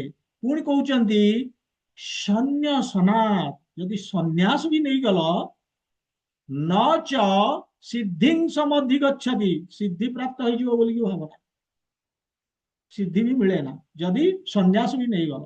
तेणु जो प्रश्न पचारिचंती अर्जुन जे कर्म ना सन्यास, से कहउचंती कर्म को परित्याग करिदेले जे तमे फ्रीडम मिली जिवो कोउतरु, ଆମର ରିଆକ୍ସନ ରୁ ଅର୍ଜୁନଙ୍କୁ କହୁଛନ୍ତି ନା ସେଟା ଭାବନା ଏବଂ ସନ୍ନ୍ୟାସ ଯୋଉ କଥା କହୁଛ ସେ ବି ତାମାନେ ଦିଟା ଯାକ ଜିନିଷ ଏକା କଥା କହୁଛନ୍ତି। କର୍ମଣାଂ ଅନାରମ୍ଭାତ ସନ୍ନ୍ୟାସ ସନ୍ନ୍ୟାସନାତ୍। ସନ୍ନ୍ୟାସ ଅର୍ଥ କଣ? କର୍ମକୁ ତ୍ୟାଗ କରିବ, ଗିଭିଂ ଅଫ୍ ଆକ୍ଟିଭିଟି। ଏବଂ କର୍ମ ନ କରିବା କଣ? ସେ ବି ଗିଭିଂ ଅଫ୍ ଆକ୍ଟିଭିଟି। ତେଣୁ ଦିଟାକ one and third line same, giving of activity, କର୍ମ ନ କରିବା। ଏବଂ ସେକେଣ୍ଡ ଆଣ୍ଡ ଫୋର୍ଥ ନୈଷ୍କର୍ମ୍ୟଂ ପୁରୁଷ ସ୍ମୃତି ସିଦ୍ଧିಂ ସମଧି ଗଚ୍ଛତି। ଏ ଦିଟାକ ବି ସମାନ। କଣ ନା ଏଥିରେ ସେ କହୁଛନ୍ତି freedom from no chance for freedom from reaction. ଏ ଦିଟା କରିଦେଲେ, ମୁଁ ସନ୍ନ୍ୟାସ ନେଇଗଲେ ବା କର୍ମ ନ କଲେ ଯେ ମତେ ମୁକ୍ତି ମିଳିଯିବ ରିଆକ୍ସନ ରୁ, ଭଗବାନ କହୁଛନ୍ତି ଇଏ ସମ୍ଭବ ନୁହେଁ। ନ ସିଦ୍ଧିଂ ସମଧି ଗଚ୍ଛତି ନ ନୈଷ୍କର୍ମ୍ୟଂ ପୁରୁଷ ସ୍ମୃତେ। ବର୍ତ୍ତମାନ ଆମେ ଯିବା ଟିକେ ଆନାଲାଇଜ କରିବା। ଦେଖିବା 10-15 ମିନିଟ ଡେରି ହେଇଗଲା, ହେଲା ଆଉ କଣ କରିବା। ଧୈର୍ଯ୍ୟ ଯଦି କମ୍ପ୍ଲିଟ କରିଦବା। ହୁଁ।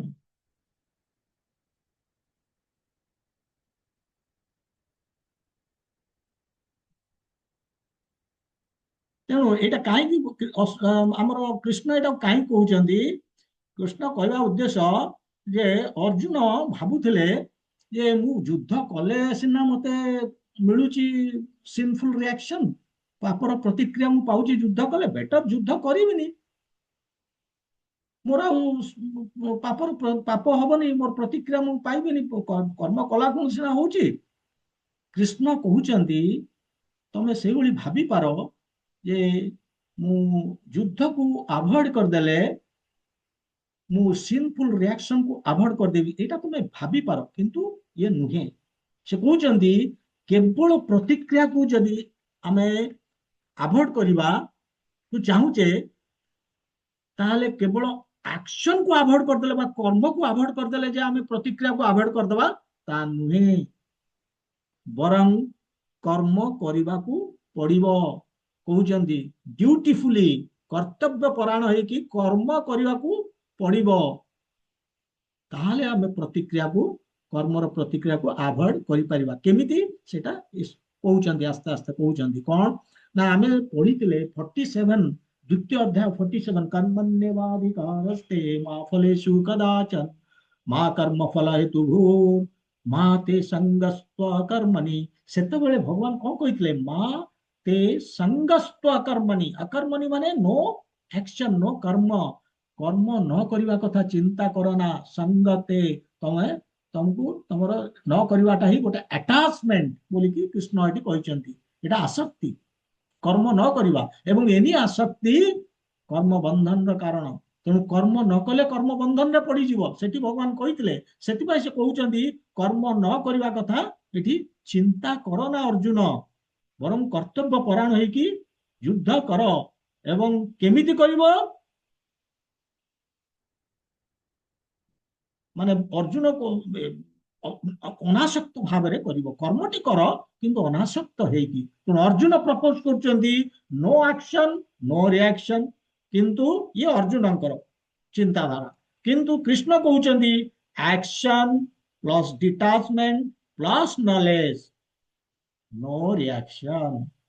ଯଦି ଆମେ କର୍ମ କରୁଛେ ଆକ୍ସନ, ଡିଟାଚମେଣ୍ଟ ଅନାସକ୍ତ ହେଇକି, ଏବଂ ଆମର ଜ୍ଞାନ ବି ଅଛି ନଲେଜ, ତାହେଲେ ଆମର କର୍ମର ପ୍ରତିକ୍ରିୟା ରହିବ ନାହିଁ।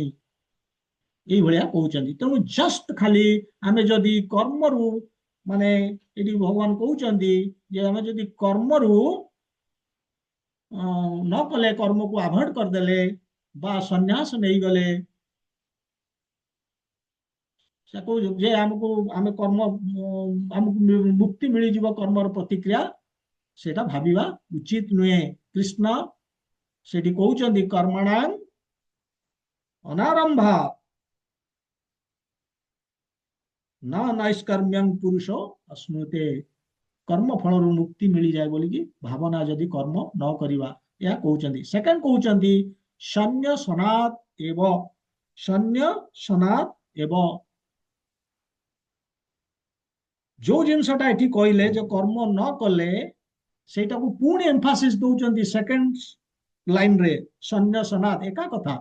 ସନ୍ନ୍ୟାସ ସନ୍ନ୍ୟାସ ଅର୍ଥ ବିଭିନ୍ନ ପ୍ରକାର, ତିନି ପ୍ରକାରର ସନ୍ନ୍ୟାସ। ସନ୍ନ୍ୟାସ ଅର୍ଥ ହଉଛି, ପ୍ରଥମ ମିନିଂ ହଉଛି ଯେ ଆମର ବର୍ଣ୍ଣାଶ୍ରମ ଧର୍ମରେ ପ୍ରଥମ ଯୋଉ ଯୋଉ ଚାରୋଟି ଅଛି, ବ୍ରହ୍ମଚର୍ଯ୍ୟ, ଗ୍ରାହସ୍ଥ, ବାନପ୍ରସ୍ଥ, ସନ୍ନ୍ୟାସ, ଫୋର୍ଥ ଅର୍ଡର ମାନେ ଚତୁର୍ଥ ଯୋଉ ସ୍ତରଟି ଷ୍ଟେଜ ବର୍ଣ୍ଣାଶ୍ରମର, ସେଇଟା ହଉଛି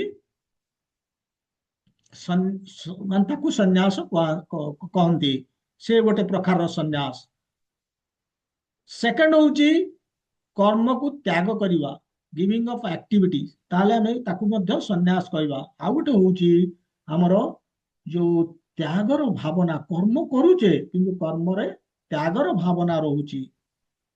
ତ୍ୟାଗ କାହାକୁ କରୁଛେ? କର୍ମ କରୁନେ, କର୍ମ ଫଳକୁ, ତାହେଲେ ତାକୁ ମଧ୍ୟ ଆମେ କହୁଛେ ସନ୍ନ୍ୟାସ। ତେଣୁ ଆମକୁ ବୁଝିବାକୁ ପଡିବ କୋଉ କଣ୍ଟେକ୍ସଟରେ ଏଇଟା ଏଠି ଭଗବାନ କହୁଛନ୍ତି। ଜେନେରାଲି ଏଠି ଗିଭିଂ ଅଫ୍ ଆକ୍ଟିଭିଟି କଥା କହୁଛନ୍ତି, ମାନେ ସେକେଣ୍ଡ ସେନ୍ସରେ ଯେ କର୍ମ ନ କରିବା।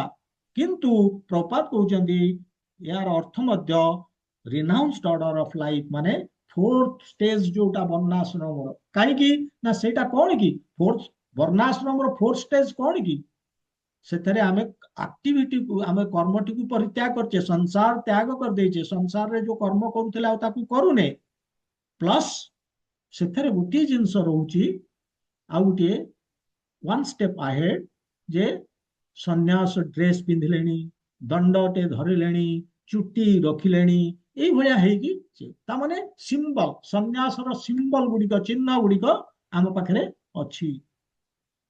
କର୍ମ ତ ପରିତ୍ୟାଗ କରିଦେଇଛେ, ସଂସାର ତ୍ୟାଗ କରିଛେ, ଭୋଗବାସନା ଯୋଉ କର୍ମ ତାକୁ ତ୍ୟାଗ କରିଛେ ସେଇଟା। ତେଣୁ ଏଇଟା ବି ଫୋର୍ଥ ଅର୍ଡର ବୋଲିକି କହିପାରନ୍ତି ସନ୍ନ୍ୟାସ। ତେବେ ଯାହା ହଉ, ଆମର କର୍ମ ଯାହା ବି ହଉ, ଆମେ ଆକ୍ଟିଭ, ମାନେ ଏଠି କର୍ମକୁ ତ୍ୟାଗ କରୁଛେ। এইଭଳି ଏଠି ସେ କହୁଛନ୍ତି କର୍ମକୁ ତ୍ୟାଗ କଲେ ମଧ୍ୟ ନ ଚ ସିଦ୍ଧି ଅଧିଗଚ୍ଛତି। ସିଦ୍ଧି କଣ? ସିଦ୍ଧି ସିଦ୍ଧି ଯାହା ଏଠି ଯୋଉ ପ୍ରଥମେ କହିଛନ୍ତି ନୈଷ୍କର୍ମ୍ୟଂ ପୁରୁଷ ସ୍ମୃତେ ନ ନୈଷ୍କର୍ମ୍ୟଂ, ଫ୍ରିଡମ ଫ୍ରମ ରିଆକ୍ସନ। ସେ ସିଦ୍ଧି ହଉଛି, ସେଇ ସିଦ୍ଧି ହଉଛି to break cycle of birth. କେତେବେଳେ ହବ? ବାର୍ଥ ଆଣ୍ଡ ଡେଥ, ଜନ୍ମ ମୃତ୍ୟୁ ଚକ୍ରକୁ ସମାପ୍ତ କରିବା, ଭଗବାନଙ୍କୁ ଯିବା କେତେବେଳେ ହବ? ଯେତେବେଳେ ଆମେ ମୁକ୍ତ ହବା କର୍ମବନ୍ଧନରୁ। କର୍ମବନ୍ଧନରୁ କେତେବେଳେ ମୁକ୍ତ ହବା? ଯେତେବେଳେ ଆମେ କର୍ମର ପ୍ରତିକ୍ରିୟାରୁ ମୁକ୍ତ ହବା। ତେଣୁ ଦିଟାକ ଏକା ଜିନିଷ। ସିଦ୍ଧି ସମଧି ଗଚ୍ଛତି, ଆମକୁ ସିଦ୍ଧି ମିଳେନି, ଏଇଭଳି ଭଗବାନ କହୁଛନ୍ତି। ତେଣୁ ନ କର୍ମଣାଙ୍ଗ ଅନାରମ୍ଭାତ ସ୍ମୃତେ, ଖାଲି ଆମେ କର୍ମଟିକୁ ପରିତ୍ୟାଗ କରିଦେଲେ ଆମେ ଯେ ଆମକୁ କର୍ମ ପ୍ରତିକ୍ରିୟାରୁ ମୁକ୍ତି ହେଇଯିବ, ସମ୍ଭବ ନୁହେଁ। ନ ଚ ସନ୍ନ୍ୟାସନାତ୍ ସମଧି ଗଚ୍ଛତି, ଯଦି ଆମେ ସନ୍ନ୍ୟାସ ନେଇଗଲେ, ଆମେ କର୍ମକୁ ତ୍ୟାଗ କରିଦେଲେ, ସନ୍ନ୍ୟାସ ନେଇଗଲେ, ତା ବି ଭାବନା ଯେ ଆମକୁ ମିଳିଯିବ ସିଦ୍ଧି। ତେଣୁ ଦିଟାକ ଜିନିଷ ଏଠି ସେ ଏଇ ଦିଟାକ ଲାଇନ ରେଫର କାହାକୁ କରୁଛି? ଯେ ଆମର ଯୋଉ କର୍ତ୍ତବ୍ୟ କରୁଛେ ତାକୁ ଆମେ ପରିତ୍ୟାଗ କରୁଛେ, ପ୍ରେସକ୍ରାଇବ ଡ୍ୟୁଟି ହଉ ବା କର୍ମ କରୁଛେ, ସେ ଆମେ ତାକୁ ପରିତ୍ୟାଗ କରୁଛେ। ତେଣୁ ଏଇଥିରୁ ଆମେ ଜାଣୁଛେ ଯେ ଆମେ କର୍ମ ନ କରିକି ବା ଆମର ପ୍ରେସକ୍ରାଇବ ଡ୍ୟୁଟି ନ କରିକି ଏବଂ ସନ୍ନ୍ୟାସ ନେଇକି ଜଣେ ସିଦ୍ଧି ପାଇବନି। ଏଇ କଥା କୃଷ୍ଣ କହୁଛନ୍ତି। କାହିଁକି ପାଇବନି? କାହିଁକି ସେ କହୁଛନ୍ତି ନା, ଆମର ପ୍ୟୁରିଫିକେସନ ଦରକାର ହୃଦୟର। ଏ ଶ୍ଲୋକରେ ସେ ମୋଷ୍ଟ ଇମ୍ପୋର୍ଟାଣ୍ଟ ଏମ୍ଫାସିସ୍ ଦଉଛନ୍ତି। ପ୍ରପାତ କହୁଛନ୍ତି ଯେ ଏଇଥିପାଇଁ କି ଆମର ପ୍ୟୁରିଫିକେସନ, ଆମ ହୃଦୟରେ ବହୁତ ରହିଛି କଣ୍ଟାମିନେସନ, ହୃଦୟ ଆମର ଦୂଷିତ, ଅନର୍ଥ ଭରି ରହିଛି। ସେ ଅନର୍ଥ ମାନେ ଅନର୍ଥ ଗୁଡିକ କଣ? ଅନର୍ଥ ହଉଛି ଆମର ଆସକ୍ତି, ଭୋଗ ବିଳାସ ପ୍ରତି, ସେନ୍ସ ଗ୍ରାଟିଫିକେସନ, ଆମର ଉପଭୋଗ କରିବାର ଲାଳସା, ଆମର ମାଲିକ ହବାର ଇଚ୍ଛା, I will be enjoyer, I will be proprietor, I will be controller, এই ସବୁ ଜିନିଷ। ତେଣୁ ଏଇ ସବୁ ଆମର ହୃଦୟରେ ରହିଛି, ଏହାର ଶୁଦ୍ଧିକରଣ ହବା ଦରକାର। ଆଉ ଏଗୁଡିକ ସଫା ନହେଲେ ଆମେ ସିଦ୍ଧି ପାଇବାନି। ସେ କହୁଛନ୍ତି ଖାଲି କର୍ମଟିକୁ ତ୍ୟାଗ କରିଦେଲେ କଣ ହବ? ଏ ତ ଭିତରେ ସେଇ ଡିଜାୟାର, ଲାଳସା ଅଛି। ତେଣୁ ହାର୍ଟ କଣ୍ଟାମିନେଟେଡ, କଣ ହବ ନା ଯେତେବେଳେ ଆମର ହୃଦୟ ମଇଳା, ଆମ ହୃଦୟରେ ବହୁତ ଅନର୍ଥ ରହିଛି, ଇମ୍ପ୍ୟୁରିଟିଜ, ଆମେ ଆମର ସେ ଜିନିଷ ଫଳରେ କଣ ହବ, ଆମର ହାର୍ଟ ଯେତେବେଳେ ଇମ୍ପିଓର, ଆମେ ଯେତେବେଳେ କର୍ମଟିଏ କରୁଛେ ସେ ଆମକୁ ବାଧ୍ୟ କରିବ ସେଇ ଇମ୍ପିଓର ଆକ୍ଟିଭିଟିଜ କର୍ମ କରିବା ପାଇଁ, ସେଇ ବାଜେ କାମ ଗୁଡା କରିବା ପାଇଁ, ଭୋଗ ବିଳାସ, ସେନ୍ସ ଗ୍ରାଟିଫିକେସନ କାମ କରିବା ପାଇଁ ସେ ଆମକୁ ବାଧ୍ୟ କରିବ, କାହିଁକି ନା ଭିତରେ ସେଇ ଇଚ୍ଛା ହିଁ ଅଛି। ତେଣୁ ଯୋଉ ଲୋକ ସନ୍ନ୍ୟାସ ନେଇଯାଉଛି ବା କର୍ମ ତ୍ୟାଗ କରିଦଉଛି, ସେ କଣ ହବ, ତା ଭିତରେ ଡିଜାୟାର ଅଛି ଏବଂ କିନ୍ତୁ ସେ ଛାଡି ଦେଇଛି, ଫଳରେ କଣ ହବ ନା ଇନ୍ ସିକ୍ରେସି, ଗୁପ୍ତ ଭାବରେ ସେ ଡିଜାୟାରକୁ ସେ ପୂର୍ତ୍ତି କରିବ ଯାହା ଭିତରେ ଅଛି। ଫଳରେ କୃଷ୍ଣ କହୁଛନ୍ତି ସେ ଆହୁରି ଅଧିକା ପ୍ରତିକ୍ରିୟା ସୃଷ୍ଟି କରିବ ଏଭଳି କଲେ। ତେଣୁ କୃଷ୍ଣ କହୁଛନ୍ତି what is important is to cultivate the spirit of ରେନାଉନ୍ସିଏସନ।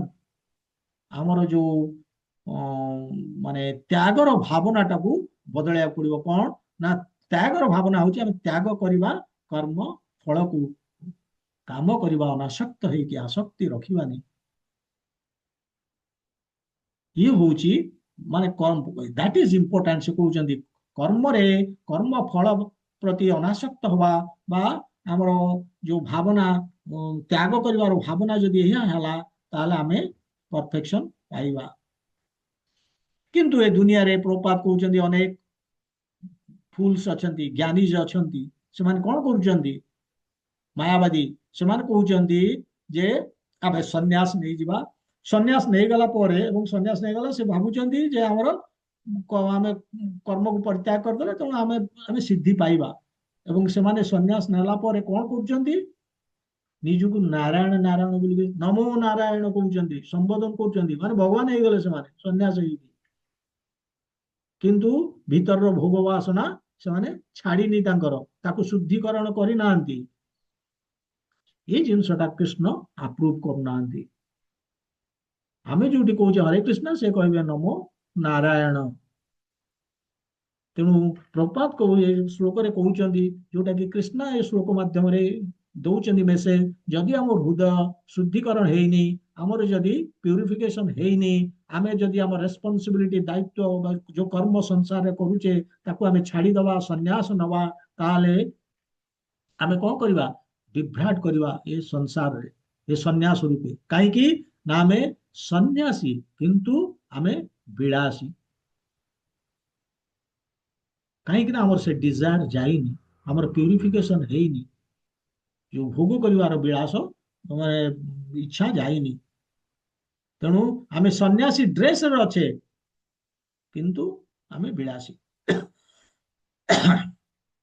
ତେଣୁ ପ୍ରପାତ କହୁଛନ୍ତି ବେଟର ହଉଛି ଯେ ଯେତେବେଳେ ଆମେ, ସେଇଥିପାଇଁ କହୁଛନ୍ତି ଅନ୍ୟ ପକ୍ଷରେ ବ୍ୟକ୍ତି ତାର କର୍ତ୍ତବ୍ୟ କର୍ମ ସମ୍ପାଦନ ନ କରି ଯଦି ଭଗବାନଙ୍କର ଦିବ୍ୟ ସେବାରତ ହୋଇଯାଏ, ତାହେଲେ ସେ ଦିଗରେ ସେ ଯାହା ବି କିଛି କରେ ତାହା ବୁଦ୍ଧି ଯୋଗ ବୋଲି ଭଗବାନ ସ୍ୱୀକାର କରନ୍ତି। ମାନେ କିଛି ନ କରୁ, ସେ କର୍ମକୁ ତ୍ୟାଗ କରିବାର ନାହିଁ, ଖାଲି ସେ କର୍ମକୁ ଭଗବାନଙ୍କ ସହିତ ଯୋଡି ହେଇକି ସେ କର୍ମ କରିବ, ତାହେଲେ ସେ ବୁଦ୍ଧି ଯୋଗରେ କାମ କରୁଛି ଏବଂ ତାର ଫାଇଦା। କାହିଁକି ନା ଆମ ନେଚରକୁ ଆନାଲାଇଜ କର, କାହିଁକି ଏଟା ପ୍ରଭୁପାଦ ବାରମ୍ବାର ପର୍ପଟରେ କହୁଛନ୍ତି, ଆମର କଣ ନେଚର ଆମେ ଜାଣିନେ। ଆମେ ସତ୍ୟ ଗୁଣୀ ନା ରଜ ଗୁଣୀ ନା ତମ ଗୁଣୀ ନା କଣ, ଆମେ କିଛି ଜାଣିନେ। କୋଉ କ୍ଲାସକୁ ଆମେ ବିଲଙ୍ଗ କରୁଛେ, ବ୍ରାହ୍ମଣ ନା ବୈଶ୍ୟ ନା କ୍ଷତ୍ରିୟ, ଯଦି ଆମେ ବିଲଙ୍ଗ କରୁଛେ ଆମେ କାହିଁ କରୁନେ। ବ୍ରାହ୍ମଣ ଗୋଟେ ଶୂଦ୍ର ବ୍ରାହ୍ମଣର କାମ ବି କରୁଛି, ଗୋଟେ ବ୍ରାହ୍ମଣ ଶୂଦ୍ରର ବି କାମ କରୁଛେ ଏ ଦୁନିଆରେ ବର୍ତ୍ତମାନ। ତେଣୁ ଆମେ କୋଉ କ୍ଲାସକୁ ବିଲଙ୍ଗ କରୁଛେ ଆମେ ଜାଣିନେ। ତେଣୁ ଆମେ କେମିତି ପ୍ୟୁରିଫାଇ କରିବା, ଆମେ ସେଇ ଆକ୍ଟିଭିଟିଜ ଭଗବାନ କହୁଛନ୍ତି ସେ ପ୍ରେସକ୍ରାଇବ ଡ୍ୟୁଟିଜ କରିକି ଆମେ ଆକ୍ଟିଭିଟିଜ କରିବା ନା, ଯୋଉ ଗୁଣ ଅନୁସାରେ। ତେଣୁ କେମିତି କରିବା, ଆମେ ତ ଜାଣିନେ, ଆମେ ସେଇ କର୍ମ କଲେ ଆମେ ଯାଇକି ସେ ବ୍ରାହ୍ମଣର କର୍ମ କଲେ ଆମେ ଶୁଦ୍ଧିକରଣ ହବା। ତେଣୁ ସେଥିପାଇଁ ସେ କହୁଛନ୍ତି ପ୍ରପାତ ଯେ ଓନ୍ଲି ଭକ୍ତି ଯୋଗ, ଯୋଉଟା କି ଯୋଉଟା ଏଇ ପର୍ପଟରେ କହୁଛନ୍ତି, ଏ ଭକ୍ତି ଯୋଗ ମାନେ ଆମେ ଯେତେବେଳେ କର୍ମଟି କରୁଛେ ଭଗବାନଙ୍କ ସାଙ୍ଗରେ ଯୋଡି ହଉଛେ ଏବଂ ଷ୍ଟାର୍ଟରୁ ଆମେ ଭକ୍ତି କରିବା ଆରମ୍ଭ କରିଦେଲେ, ଭଗବାନଙ୍କ ସେବାରେ ରହିଗଲେ ଡାଇରେକ୍ଟଲି, ତାହେଲେ ଆମର ଆମେ ଆଉ କିଛି ପ୍ରୋବ୍ଲେମ ନାହିଁ, ଆମର ଆଉ ସମସ୍ୟା ନାହିଁ।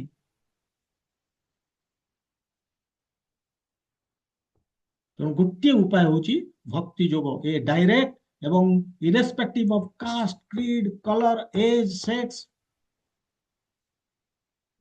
ଏଥିରେ ସ୍ତ୍ରୀ ହଉ କି ପୁରୁଷ ହଉ, ବୁଢା ହଉ କି ପିଲା ହଉ, ସମସ୍ତେ ଆକୁ କରିପାରିବେ।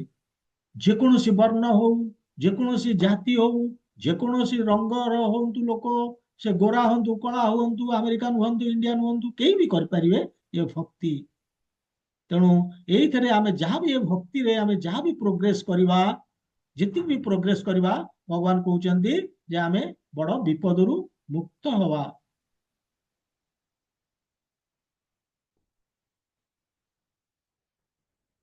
ତେଣୁ ଏଥିରେ ଏଇ ଦିଟା ଶ୍ଲୋକରେ ଭଗବାନ ଏତିକି କହୁଛନ୍ତି ଯେ ଯୋଉ କୃଷ୍ଣ ଅର୍ଜୁନ ପଚାରିଛନ୍ତି ଯେ ସନ୍ନ୍ୟାସ ନା କର୍ମ, ସେ କହୁଛନ୍ତି ଯେ ଜ୍ଞାନ ଯୋଗ ନା କର୍ମ ଯୋଗ, କହୁଛନ୍ତି କିଛି ଦିଟାକ ଅଲଗା ଅଲଗା ରାସ୍ତା ନୁହନ୍ତି। ଗୋଟେ ଲ୍ୟାଡରରେ ସେ ଦିଟାକ ତଳ ଉପର ହେଇକି ଅଛନ୍ତି, ଗୋଟେ ପରେ ଆଉ ଗୋଟାକୁ ଆମେ ଯାଉଛେ, କିନ୍ତୁ କର୍ମ ଯୋଗ, ଭକ୍ତି ଯୋଗ ବେଟର ଦେନ୍ ଜ୍ଞାନ ଯୋଗ। ଏଇଭଳି ଏବଂ ୟାକୁ ସେ କ୍ଲିୟର କରେଇବେ, ଏତିକି କହିନାହାନ୍ତି ଏ ଚାଲିବ ଏଇ ଜିନିଷ, ଏବଂ ଆମର ପୁରା ଆମର ଜ୍ଞାନ ଆସିବ ଏ ବିଷୟରେ କେତେବେଳେ ନା ଯେତେବେଳେ ଆମେ 6th ଚାପ୍ଟର କମ୍ପ୍ଲିଟ କରିବା। କାରଣ ଏଣ୍ଟାୟାର ଏଇ 3 ରୁ 6 ପର୍ଯ୍ୟନ୍ତ ହଉଛି କର୍ମଯୋଗ। ତେଣୁ କର୍ମଯୋଗ ହିଁ ରେକମେଣ୍ଡ କରୁଛନ୍ତି, ଜ୍ଞାନ ଯୋଗ ନୁହେଁ। ଯୋଉ କର୍ମ ଯୋଗକୁ ଆମେ ଭର୍ଚୁଆଲି ଭକ୍ତି ଯୋଗ ବୋଲିକି କହୁଛେ, କୃଷ୍ଣ ରେକମେଣ୍ଡ ସେୟା ହିଁ କରୁଛନ୍ତି। ଏନିୱେ, ତେଣୁ ଆଜି ଆମେ କମ୍ପ୍ଲିଟ କଲେ 3 4 ଶ୍ଲୋକ। ଆଜି ବିରାମ ନେବା ସମୟ ହେଇଯାଇଛି। ग्रंथराज श्रीमद् भगवद गीता की जय, श्रीला प्रभुपाद की जय, गौर भक्त वृंद की जय। हरे कृष्णा।